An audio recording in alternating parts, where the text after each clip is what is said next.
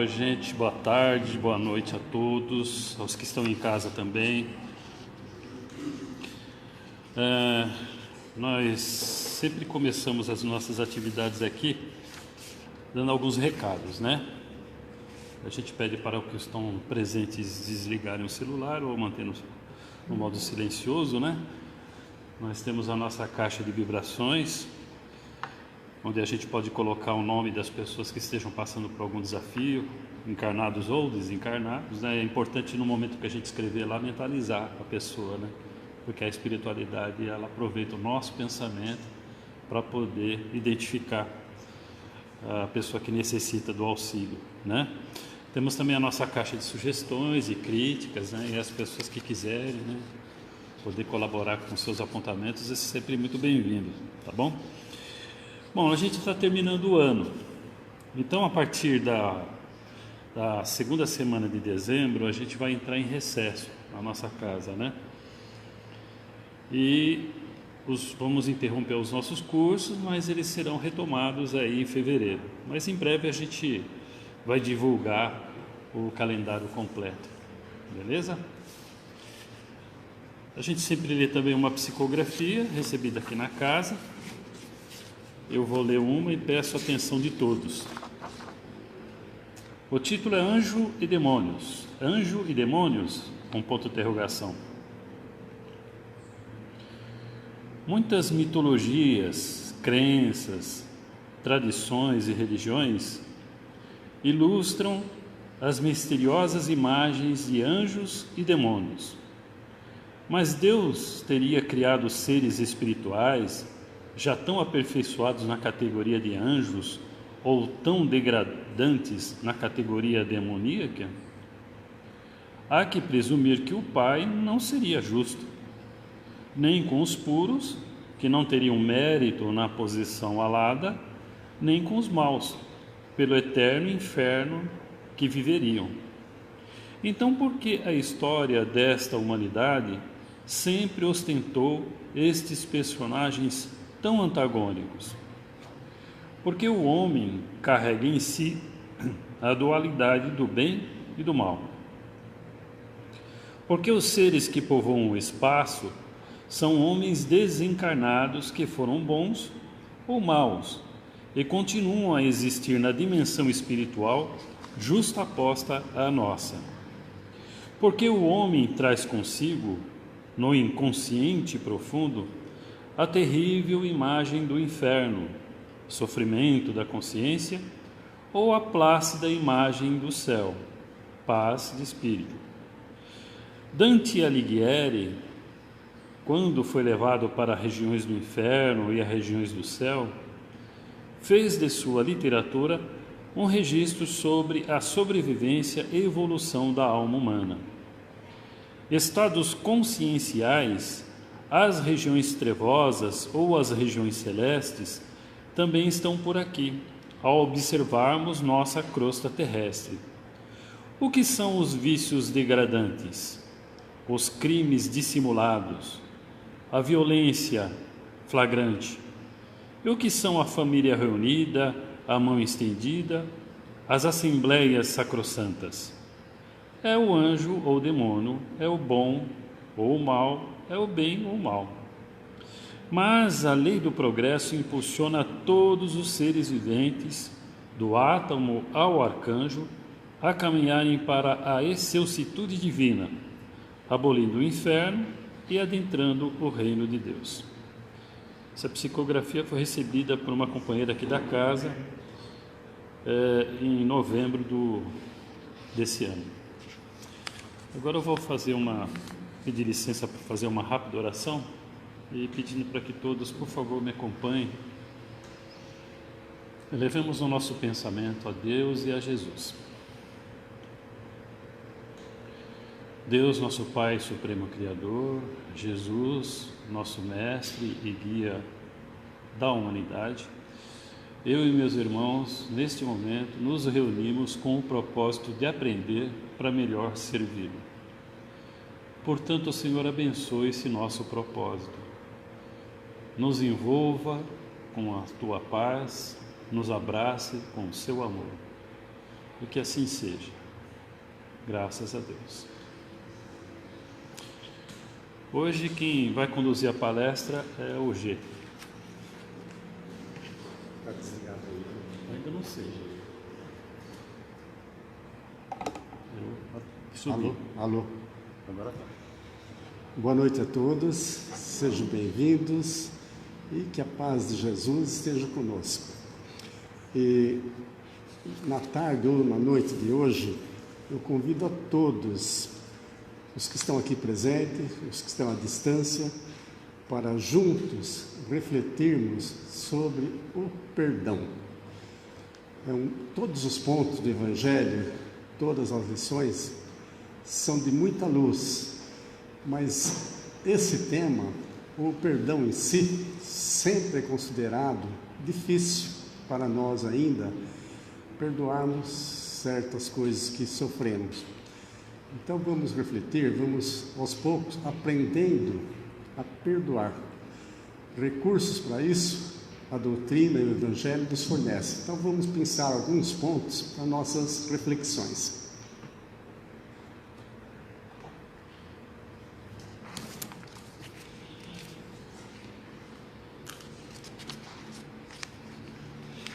Bem, então, como eu já disse, a importância do perdão é que me levou a ter o desejo de falar sobre esse tema. Jesus alicerçou em tantos pontos de sua passagem aqui entre nós, a passagem, a ideia, a necessidade de aprendermos a perdoar, né, e também a humildade de pedirmos perdão. Então, nós estamos alicerçados em Jesus. E o que acontece? Por que Jesus leva tão a sério, sabe, nos incentivou tanto a perdoar? Porque todo mal que nos atinge não está em ninguém. Aquele que nos feriu, que nos deu uma rasteira, ou que tomou nossos bens, ou que dilapidou nossa família. Não. Todo mal que nos acontece está em nós. Como Jesus disse, não cai uma folha de uma árvore sem que seja da vontade de Deus. Então, todo mal que acontece conosco, nós estamos pelo amor divino para conosco, podendo ressarcir, resgatar, pagar algum mal sério que fizemos lá atrás, não importa o nível que seja, né? Então, se nós cremos em Deus, nós temos a certeza de que Ele realmente é onipotente, que Ele nos ama, que Ele não castiga. Nós colhemos os próprios frutos, é a lei de causa e efeito, que tanto também aprendemos na doutrina.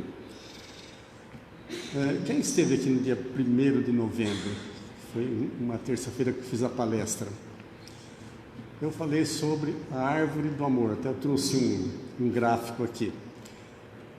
Então, só pensar o comecinho dessa palestra de terça,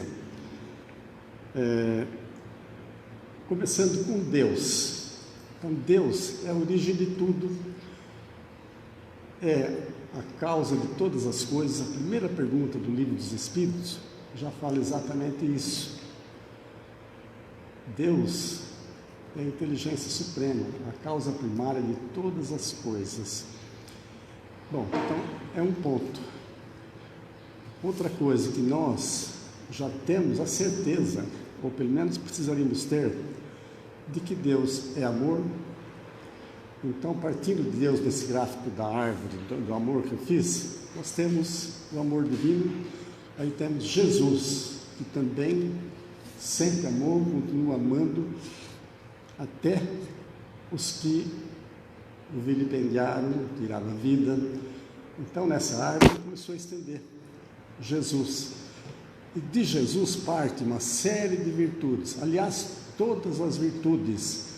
Você pode pensar na caridade, no perdão, na mansuetude, no amor ao próximo. Todas as formas de virtudes ensinadas por Jesus estão formando a copa dessa árvore do amor que eu chamei. Então, No Evangelho segundo o Espiritismo, no capítulo 10, versículo de 1 a 20,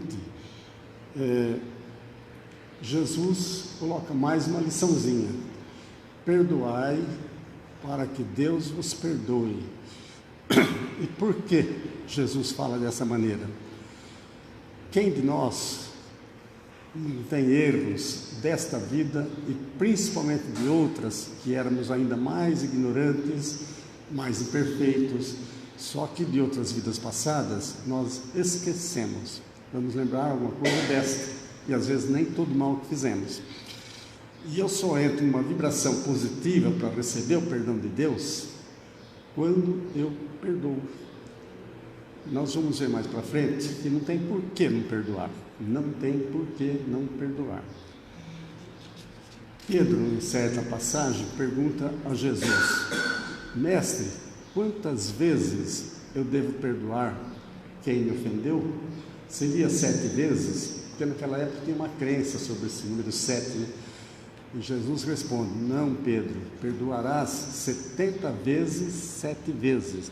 Ou seja, perdoar sempre, sempre, né? Como fez Jesus e outros grandes personagens que passaram na nossa história, que souberam realmente perdoar. Vamos lembrar primeiro de Sócrates. Sócrates, um filósofo nascido, ele é de Atenas, ele não perdoava ninguém. Ele foi um grande filósofo, na sua simplicidade, pela dialética, conversando, apenas conversando. Os reis, os poderosos daquela época, ele punha no bolso. Ele levava de tal maneira, conduzindo essa dialética, que a própria pessoa ia tirando conclusões. É um processo, quando você estuda a fundo Sócrates, eu tive a felicidade de estudar numa faculdade de São José do Rio Preto sobre Sócrates e Platão. É fabuloso. Então Sócrates não perdoava. Ele libertou o povo dele do jugo dos ingleses, porque até então todo o povo lá era subjugado pela Inglaterra. Ele conseguiu, sem violência, sem armas, inclusive repreendendo alguém do grupo dele que tentasse usar da força, da violência, e ele conseguiu libertar o povo. Então imagina a grandeza dele naquela época, sem poderio militar, libertar um povo. Só que com isso ele foi muitas vezes açoitado, preso, foi maltratado de várias formas. E ele, de boa, como se diz hoje, né? De boa. Aí um dia perguntaram para ele: mas Sócrates, como que você perdoa todos esses ultrajes que fazem com você na prisão? Não. Ele falou: não, eu não preciso perdoar, ninguém me ofendeu. Então, olha, a grandeza dele era tanto que ele não recebia nada como ofensa. Ele sabia que tem outros valores aí inseridos, né, para ser considerado. Então, vamos nós nos esforçarmos para, pouco a pouco, um dia chegarmos pelo menos perto de Sócrates, né? Então, o perdão de Deus para conosco, ele é importantíssimo, ele existe. Eu entendo que hoje, ainda muitas religiões consideram que Deus castiga. Então, nós temos que ter temor a Deus, fazer as coisas certas, porque a gente tem medo de Deus, ou do castigo de Deus. Aí é um erro que esses irmãos, embora valorosos e importantes, toda religião é importante, mas ainda é um erro de interpretação. Então, o perdão de Deus é justamente para que a gente cresça, para que a gente evolua, caminhe com os próprios pés. E, como eu disse já há pouco, Deus sabe do quanto nós já erramos e vem perdoando. Se Ele não nos perdoasse, nós estaríamos em situações que não dá nem para imaginar. Então Deus nos perdoa de coisas de vida passada, desta vida, só que tem uma condição que é imposta por Deus. E qual é essa condição? que a gente tenha a humildade de pedir perdão quando percebe o erro que cometeu, seja agora ou depois da morte, seja onde for. E outro ponto importante é a gente perdoar o semelhante. Então, quando nós conseguimos esse objetivo, conseguimos pôr em prática, nós temos condições realmente para que Deus nos perdoe. E falar do perdão de nossos mentores, nosso anjo da guarda. Quanto será que nesta vida mesmo eu já errei, embora meu anjo da guarda tenha tentado de tudo para evitar aquele erro meu? Quem será de nós que nesta existência pelo menos nunca errou? E às vezes esse mesmo mentor de hoje pode ter sido mentor de uma vida passada, também geralmente com erros, e ele continua nos amando, se esforçando, nos aconselhando. Se eu aceito o conselho dele, ótimo, vou no caminho certo. Se eu não aceito, ele se entristece e aguarda. Na hora que a dor me bater, que eu lembro dele, ele me socorre. Então, nossos mentores também estão sempre nos perdoando, nos ajudando a ter forças para vencer os obstáculos desta nossa encarnação. Então vamos nos esforçando na certeza de que o perdão de Deus existe, que Deus não castiga, não condena. Deus apenas nos dá os meios, todos os meios, para que a gente mesmo possa consertar paulatinamente os erros que cometemos desta e de outras vidas, né? Então é importante, mas muito importante. Então, o perdão para com os outros, perdão durante a nossa vida, que importância que tem, que tamanho que tem. Eu não tenho condições de avaliar o quanto o perdão que eu recebi, quanto me desculparam, me beneficiou para que eu conseguisse a jornada que vem caminhando até hoje. Então, durante a nossa vida, o perdão é muito importante.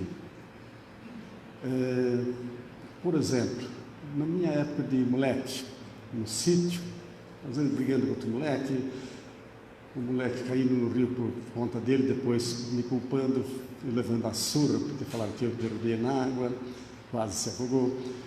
Depois na escola, na sociedade, na vida de trabalho, olha, muita coisa ficou para trás, passou por baixo da ponte.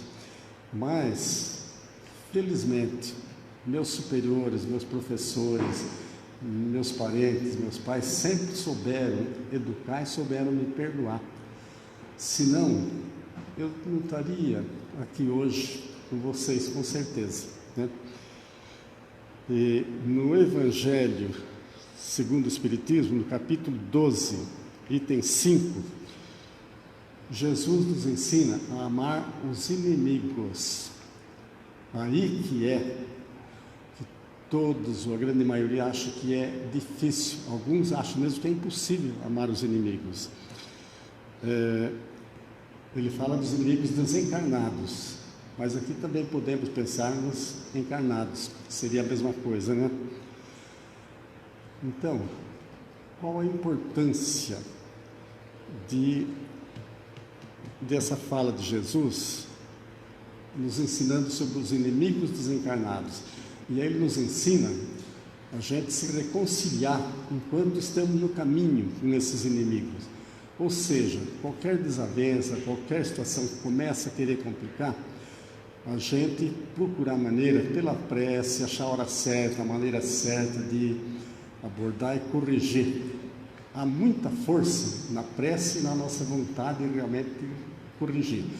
Tem vários fatos que eu poderia apontar, mas o nosso tempo não dá para entrar em muitos detalhes, né?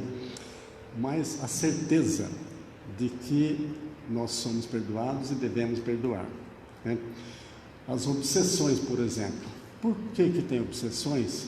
Dos vários níveis, desde as mais simples, influenciações mais simples, até subjugação. O indivíduo faz coisas que sabe até que está fazendo ridículo, mas não tem força de não fazer. Conheço casos de obsessões aqui próximo de nós, que está há 45 anos. Começou com uma menina de 15 anos, vida normal, de repente. Por que acontecem as obsessões? Falta do perdão. E às vezes falta da humildade de quem errou pedir perdão. Então, quando a gente aprende o valor do perdão, aprende a perdoar, nós estamos nos beneficiando e beneficiando o semelhante, com toda certeza. Estamos nos desvinculando de um elo tenebroso, um elo sofrível. Uma casa que tem uma pessoa obsediada com uma obsessão séria, a casa geralmente vira no avesso. Quem conheceu, pôde visitar alguma casa dessa, sabe como que é, sabe o que estou falando. Até arrumação, higiene, é tudo um problema, né? Jesus também nos disse, nesse capítulo 5, capítulo 12, se alguém te ferir na face direita, oferece-lhe a face esquerda, oferece a outra face. O que Jesus está nos ensinando com essa lição tão grandiosa? Se alguém me fez o mal, estiver fazendo o mal, não revide com o mal, revide com o bem. Se não der para fazer bem diretamente, pela prece, pelo seu sentimento de compaixão para com ele, porque são irmãos que ainda às vezes não compreenderam a necessidade de ser mais razoáveis, menos violentos, mais honestos. Então, nós temos o dever de compreendê-los e não querer que eles nos compreendam. É a mesma coisa você falar com o Evangelho sobre as reencarnações. Eles não tiveram ainda a oportunidade de estudar e aprender que existem as reencarnações, que é uma necessidade para a nossa evolução, mas cabe a nós compreendê-los e não querer enfiar goela abaixo ou enfiar alguma coisa no cérebro deles para que eles nos compreendam. A gente pode até conversar num nível ameno, para ir lançando uma semente, mas com cautela, né? Jesus ainda nos fala pagar o mal com o bem. É a questão da face direita, da face esquerda. Se alguém fez alguma coisa errada para conosco e a gente tem a oportunidade de beneficiá-lo de alguma forma, seja no momento, seja mais para frente, quando for possível, na hora certa, isso mexe com o sentimento dessa pessoa, mexe com a consciência.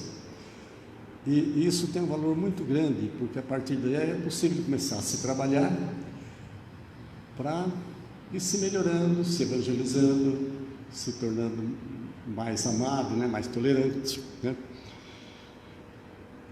Então, vamos ir aprendendo com Jesus e com a doutrina espírita.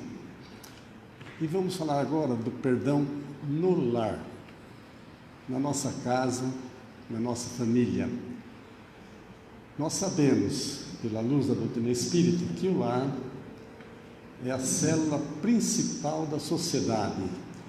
Os povos que têm lares equilibrados, lares em harmonia, normalmente caminha bem. Os povos em que as famílias em desalinhos, né, desnorteadas, tem geralmente uma série de outros problemas sociais que vêm em função da família não ter uma estrutura adequada, uma estrutura ligada a Deus, a Jesus, né? Então vamos pensar primeiro, por exemplo, entre os irmãos. Hoje, às vezes é um filho só, ou dois. Antigamente era de 4, 6 para cima, né? Era 9, 12, 6. Então, quantos caracteres diferentes tem nessa família? Ainda que seja 2 ou 3, cada um tem um caráter, uma evolução espiritual que a gente não enxerga. Então, é possível surgir pontos de vista diferentes, desentendimentos, mas o lar veio preparado para conseguir a união, conseguir consertar, porque muitas vezes essas desavenças já vêm do passado, em que a gente se degladiou, se odiou. Então é importante que trabalhemos também o perdão do lar entre os irmãos e dos pais para com os filhos. A gente teve agora uma notícia recente de a mãe que não aceitou o filho, não aceitou. E ela havia assumido o compromisso de recebê-lo, né, no seu lar, como filho, para acertos. Então, isso gera, às vezes, uma revolta nesse irmão que não foi aceito. Então, o perdão dos pais também para com os filhos, quando o filho erra, ele tem o direito de repreender e educar, mas não às vezes de banir do lar, ou até tirar a vida do próprio filho por causa do erro que ele está cometendo, porque o erro dele é maior. Mas em quantos casos já conhecemos o pai preferir tirar a vida do filho do que ver naquele caminho, né? Então é muito importante. E entre marido e esposa, entre o marido e a mulher, será que desde o namoro nós não tivemos necessidade de, em algum momento, perdoar, compreender, relevar? Difícil, porque teve um namoro sério, namoro de pelo menos de 1 ano para cima, geralmente alguma coisa pode ter acontecido. E para que esse namoro prossiga, seria um namoro sério, namoro com um interesse real em constituir um lar, sempre essa compreensão, esse perdão vai ser muito, muito importante, porque às vezes dissolve um lar que nem chega a se formar, por falta de se perdoar. E também, depois, durante a vida de casado, quantas agruras a gente passa, dificuldades juntos. Então, aquele casal que se apoia, que se dá a mão nas horas de dificuldade, que comemora juntas as alegrias da vida, é o que se espera, é o que o plano espiritual planejou para aquela família.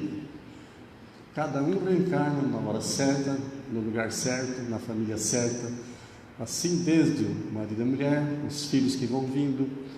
Então, em todo esse conjunto familiar, o perdão, a compreensão, a colaboração sempre tem que estar seguindo juntos, de mãos dadas. É uma necessidade se nós queremos aprender a ser felizes. E vamos falar do perdão para conosco mesmo. A necessidade que nós temos de aprender a nos perdoar. Por quê? Nós temos duas vertentes aí em relação a nós mesmos. Nós temos o arrependimento e temos o remorso. Qual é a diferença?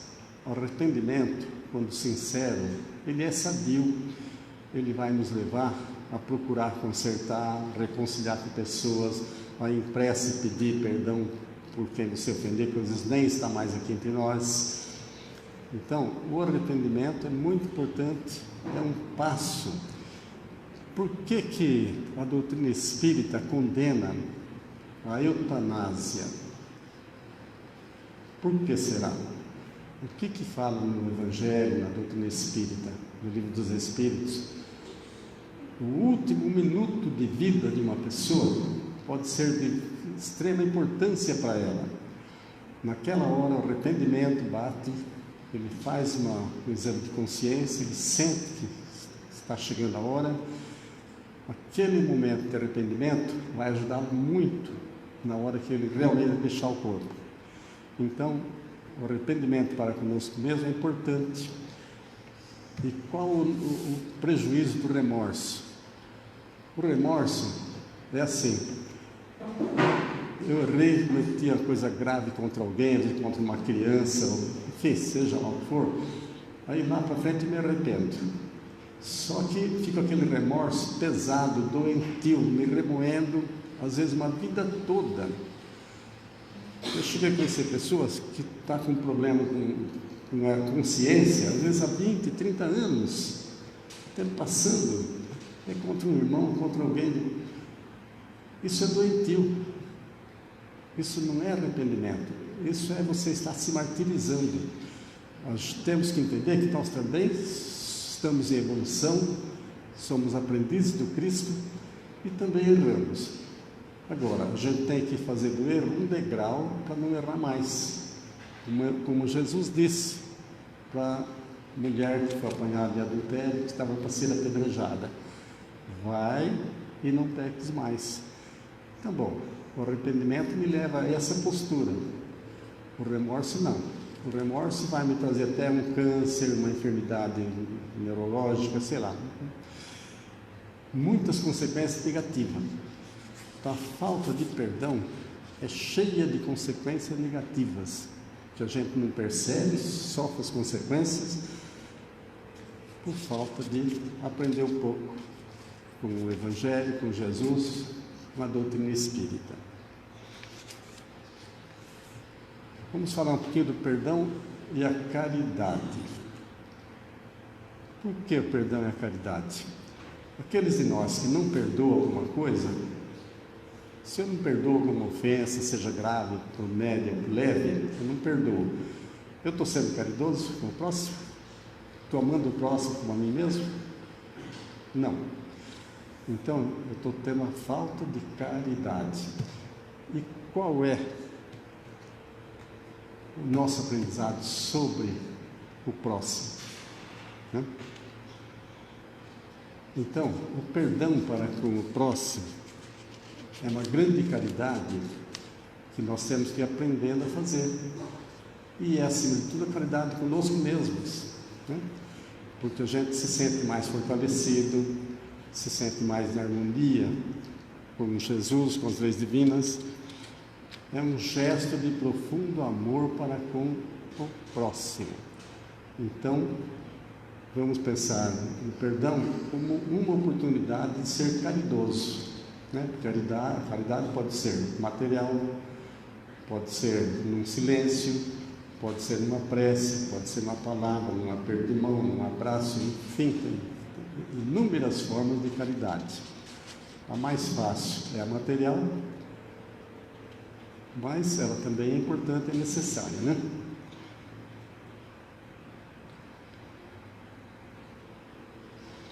Bem, então, olha, sempre que nós erramos, ou alguém errou contra nós, e a gente se debruça no perdão, o principal beneficiado, quem será que é? Por exemplo, eu fui prejudicado muito seriamente. Eu teria até a oportunidade de revidar, de me vingar. Agora, se eu perdoar aquela grande ofensa, quem é o principal beneficiado? É ele que agora está livre porque eu perdoei? Ou uma autoridade perdoou? Ou o chefe dele, o patrão, perdoou, então não vai demitir? Então é assim, o principal beneficiado é quem perdoa.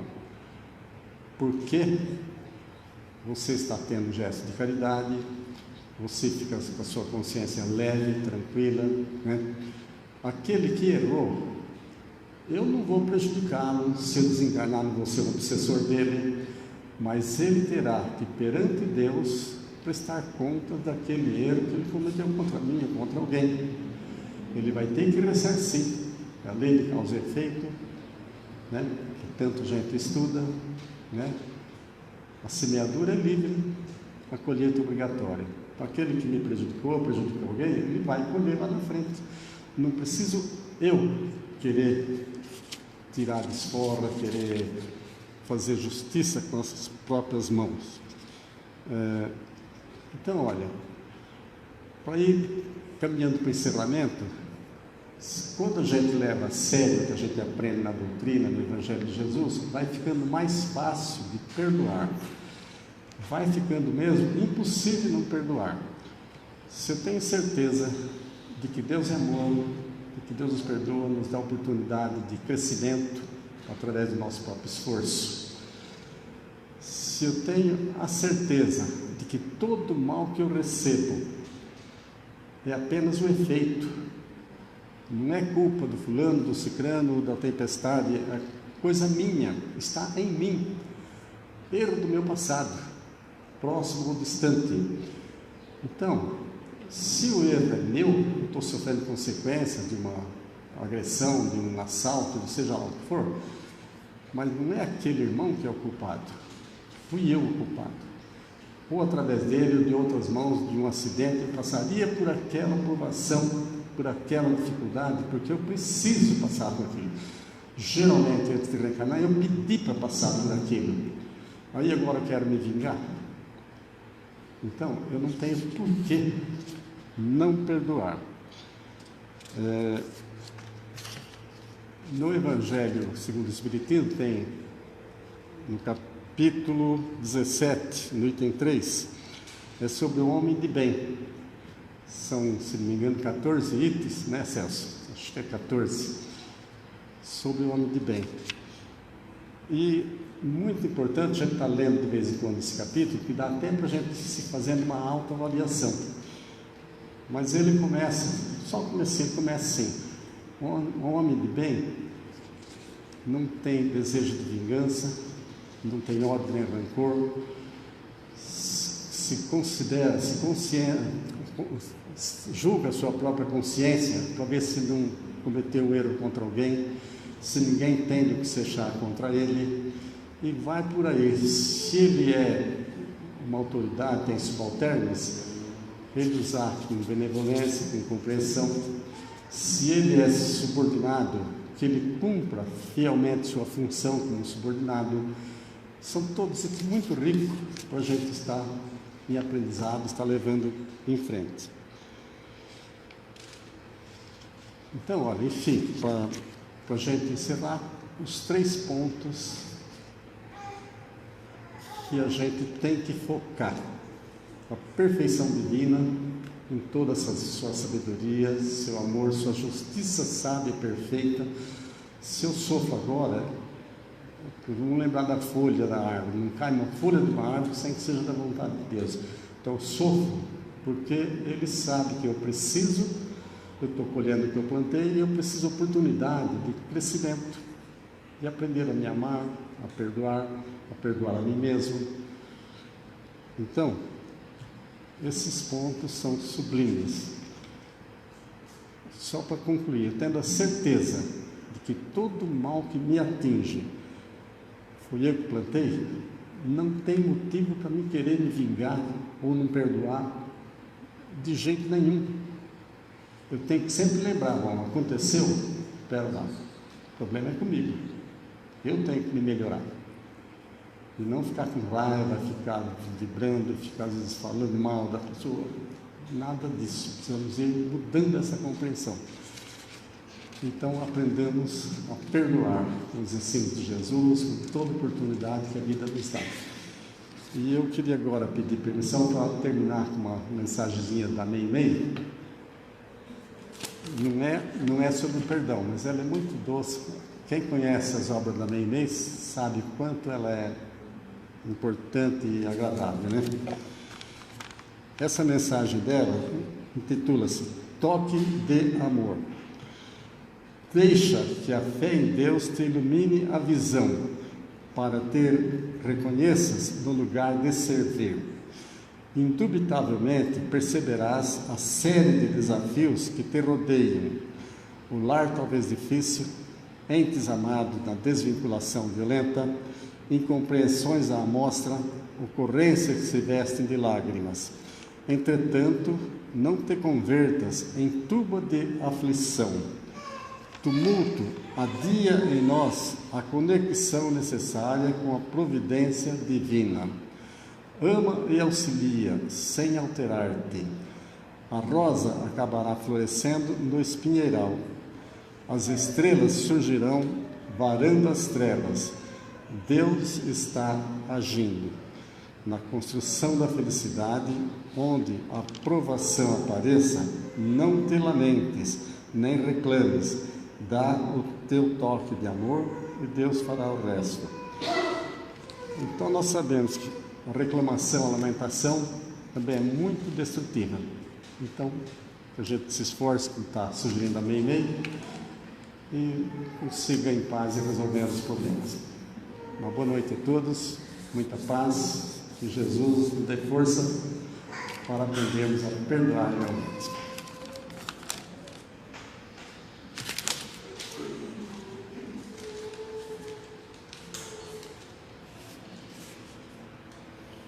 Uma vez mais, elevemos o nosso pensamento a Deus, Deus de eterna bondade. Em prece de louvor, de agradecimento, eu e meus irmãos elevamos o nosso pensamento a Ti, em prece de gratidão. Queremos Te agradecer por nos ter colocado no seio da Tua criação a nossa individualidade. Nessa longa trajetória, os ciclos superados, a Tua providência sempre nos alcançando. Na presente encarnação, também Te agradecemos, Senhor. O corpo físico, essa ferramenta maravilhosa que nos permite a interatividade nessa experiência reencarnatória. Agradecemos o conjunto de amigos e familiares que nos aceitam como somos, que toleram as nossas falhas e defeitos. Queremos Te agradecer por esta casa que nos acolhe, que nos dá amigos tão queridos, que nos dá conhecimento, que nos dá um repertório de informação para que a gente possa ter mais assertividade, que nos dá a oportunidade de serviço no bem. Enfim, todos nós, Senhor, somos gratos por tudo e por tanto. Queremos Te pedir perdão pelos nossos momentos de fraqueza, de irritabilidade. Queremos também Te pedir para que nos abençoe, para que nos ajude a seguir a trajetória iluminada que o nosso Senhor Jesus deixou de retorno até Ti. Portanto, Senhor, que possamos demonstrar através dos nossos pensamentos, palavras e atitudes que o Senhor habita dentro do coração de cada um de nós.